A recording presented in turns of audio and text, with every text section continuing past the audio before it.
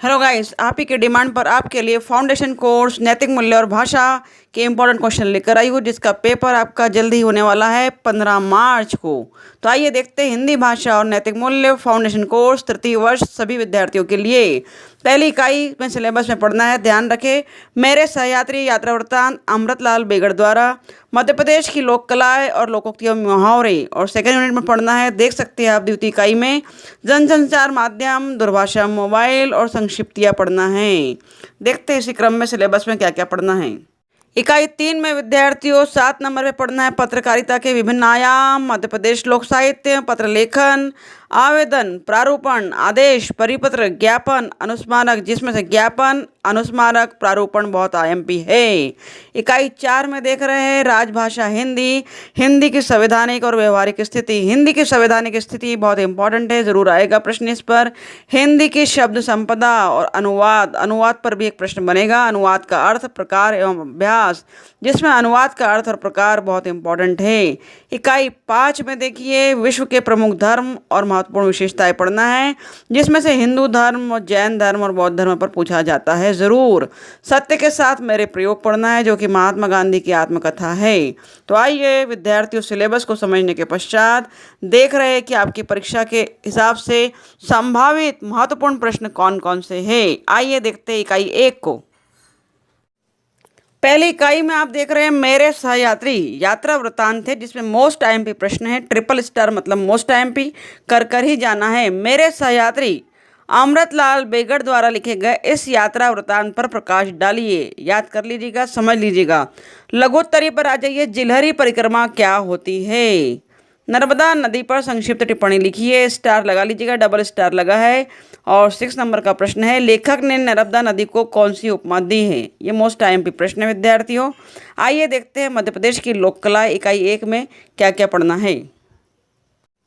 इकाई 1 में मध्य प्रदेश की लोक कलाओं में दीर्घोत्तरी प्रश्न में आप देखेंगे ढोला मारू की कथा पर प्रकाश डालिए। सिंगल स्टार बना है, एक बार देख लेना है। Triple star most IMP, double star very IMP, single star IMP. Alha गायन की विशेषताएं लिखिए। डबल स्टार आईएमपी लगा लीजिएगा, वेरी आईएमपी है।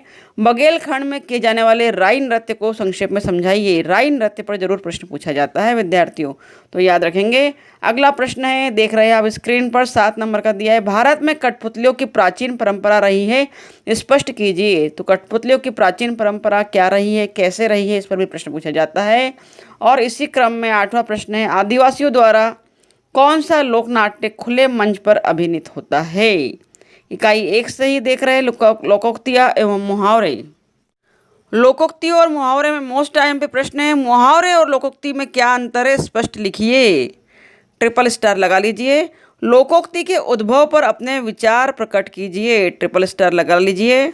इसे वीडियो में भी समझाया गया है, आप जाकर देख सकते हैं मेरे वीडियोस पर। लोकोक्ति और मुहावरे वाला वीडियो बहुत अच्छे से एक्सप्लेन किया गया है। लोकोक्ति का वर्गीकरण कीजिए। अगला प्रश्न है, डबल स्टार। और लोकोक्ति की विशेषताएं बताइए, सिंगल स्टार। इकाई 1 में अंतिम प्रश्न है, नीचे लिखे मुहावरों का अर्थ लिखिए और उसे अपने वाक्यों में प्रयोग कीजिए। एक बार देख लीजिएगा, नीचे लिखे मुहावरों से तात्पर्य मुहावरों का वाक्यों में प्रयोग पूछा जाएगा। इकाई 2 पर आते हैं, जनसंचार माध्यम, जिसमें मोस्ट आईएमपी प्रश्न है, जनसंचार से क्या आशय है? जनसंचार के माध्यम कौन कौन से है?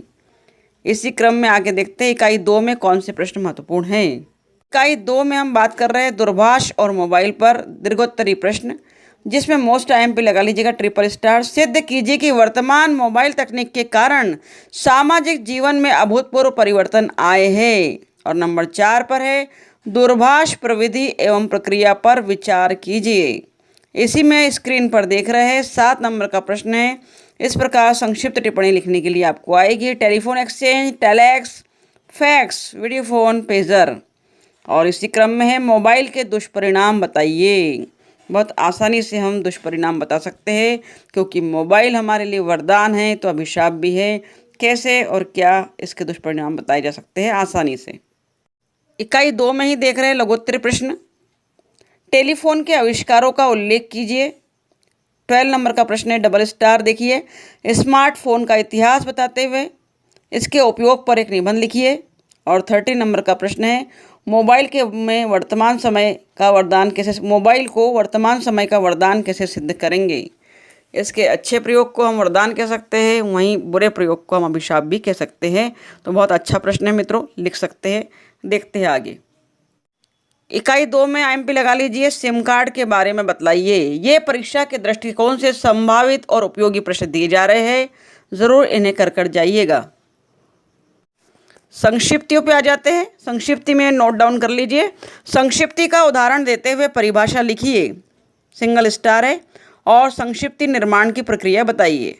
IMP प्रश्न है और इसी में लघुत्तरी में नीचे देख रहे हैं 7 नंबर का प्रश्न बहुत IMP है, ज़रूर पूछा जाता है। लोग बहुप्रचलित संक्षिप्ति का अन्य अर्थ लगाकर उसका मखौल उड़ाते हैं, एक उदाहरण देकर स्पष्ट कीजिए। और नीचे हमने टिप्पणी किया 8 नंबर पे, निम्नलिखित संक्षिप्तियों का विस्तार कीजिए। तो संक्षिप्ति क्या होती है, इस प्रश्न में आप विस्तार पूर्वक देख सकते हैं अच्छे से। तो हो सकता है ऐसा भी आ जाए कि निम्नलिखित की संक्षिप्ति कीजिए, एक पैराग्राफ दे दिया जाएगा, उसका 1/3 हिस्से में आपको संक्षिप्ति करनी होगी। देखते हैं इकाई 3 के महत्वपूर्ण प्रश्न। इकाई 3 पत्रकारिता के विविध आयाम। देखिए प्रश्न क्रमांक, पत्रकारिता के स्वरूप का विवेचन कीजिए। 2 पर हमने ट्रिपल स्टार किया है। इसे इस प्रकार भी पूछ सकता है कि पत्रकारिता का अर्थ समझाते हुए उसके विविधात्मक स्वरूप पर प्रकाश डालिए। इसी क्रम में 5वें नंबर का प्रश्न आपके समूह के फीचर रूपक, फीचर या रूपक एक ही बात है, फीचर रूपक सिंडिकेट को समझाते हुए पत्रकारिता के विकास में उसकी भूमिका पर प्रकाश डालिए। देखते हैं इकाई 3 में और कौन से प्रश्न करना है। इकाई 3 में ही हम देख रहे हैं रूपक फीचर पर टिप्पणी लिखिए, इसे नोट डाउन कर लीजिएगा। आइए देखते हैं मध्य प्रदेश का लोक साहित्य। मध्य प्रदेश के लोक साहित्य में आपको देखना है संत सिंगाजी के जीवन पर प्रकाश डालिए। इसे नहीं दिया हमने, देख लीजिएगा एक बार। दूसरा प्रश्न ट्रिपल स्टार है, ईश्वरी द्वारा रचित काव्य गीतों की विशेषताएं लिखिए। 4 नंबर का प्रश्न इंपॉर्टेंट लगाएंगे, बुंदेली लोक साहित्य पर प्रकाश डालिए। उसी क्रम में 6 नंबर को निशान लगाएंगे, निमाड़ के लोक साहित्य का विस्तृत विवेचन कीजिए।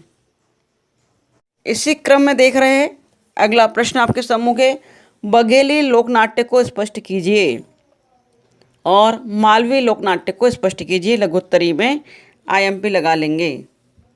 आगे देखते हैं पत्र लेखन, आवेदन, प्रारूपण, आदेश, परिपत्र, ज्ञापन, अनुस्मारक।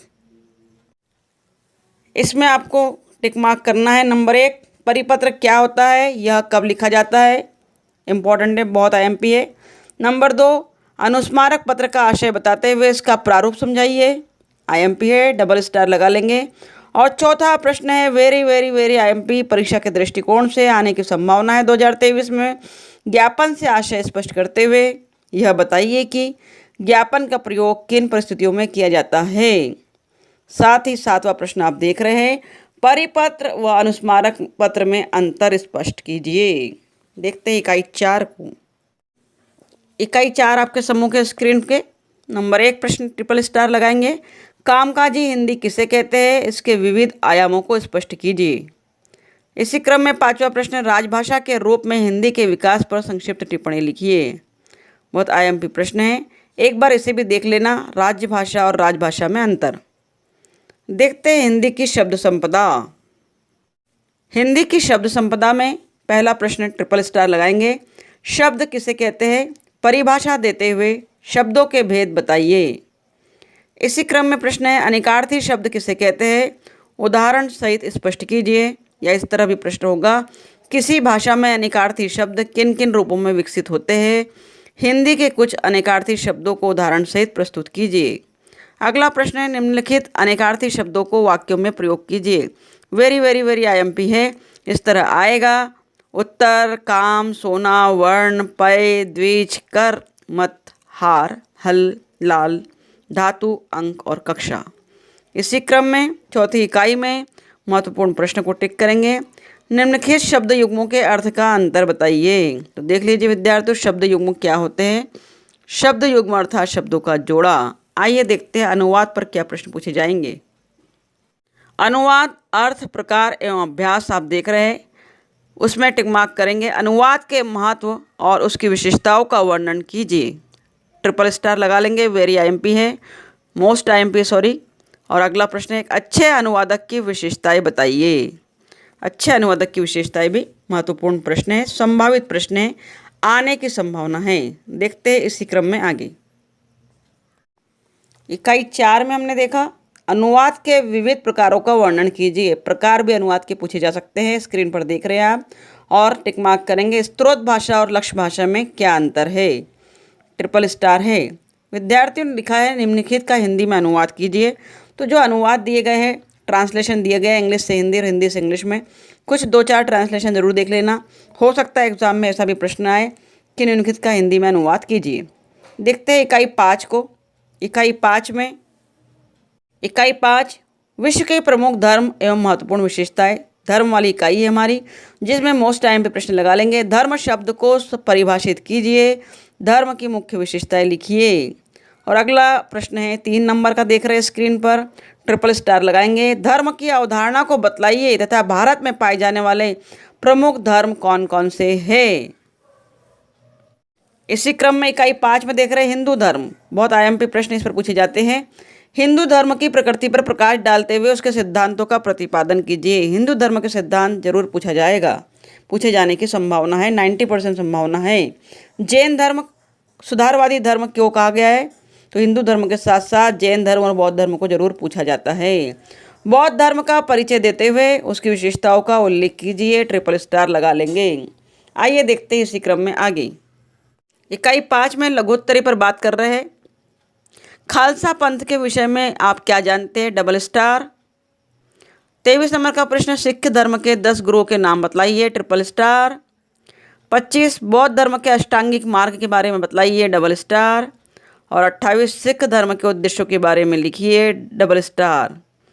आइए देखते हैं सत्य के साथ मेरे प्रयोग। गांधी जी की आत्मकथा पर क्या प्रश्न पूछे जा सकते हैं? संभावित प्रश्न, संभावना है, गारंटी नहीं, नो बाबा। फैशन के दौर में गारंटी नो बाबा। सत्य के साथ मेरे प्रयोग, इसमें ट्रिपल स्टार लगा लेंगे। बाल विवाह के विषय में गांधी जी ने किन किन कुरीतियों की ओर संकेत किया है, वर्णन कीजिए। और अगला प्रश्न है, गांधी जी ने अन्नहार से होने वाले जिन लाभों का उल्लेख किया है उन्हें सार रूप में बताइए। दोनों प्रश्न आईएमपी है, एक ट्रिपल स्टार लगा लेंगे, एक पर डबल स्टार लगा लेंगे। देखते हैं इकाई 5वीं में और भी कौन से प्रश्न महत्वपूर्ण है। इकाई 5 में अगला प्रश्न आप देख रहे हैं स्क्रीन पर, 5 नंबर का है। अपनी आत्मकथा लिखने की यात्रा को गांधी जी ने किस प्रकार व्यक्त किया, सिंगल स्टार लगाएंगे, आईएमपी है। और 6वां है, अपने पाठकों को गांधी जी ने क्या संदेश दिया। आइए देखते हैं लघुत्तरी प्रश्न। इकाई 5 का अंतिम सेक्शन हमारे सामने है, लघुत्तरी प्रश्न, जिसमें हम 8 नंबर के प्रश्नों को इंपॉर्टेंट के रूप में लगा रहे हैं, सिंगल स्टार। गांधी जी को बचपन में ही राम नाम जपने की प्रेरणा किसने और क्यों दी। 11 नंबर का प्रश्न है, विलायत में सादा जीवन बिताने से गांधी जी को व्यक्तिगत रूप से क्या लाभ हुआ।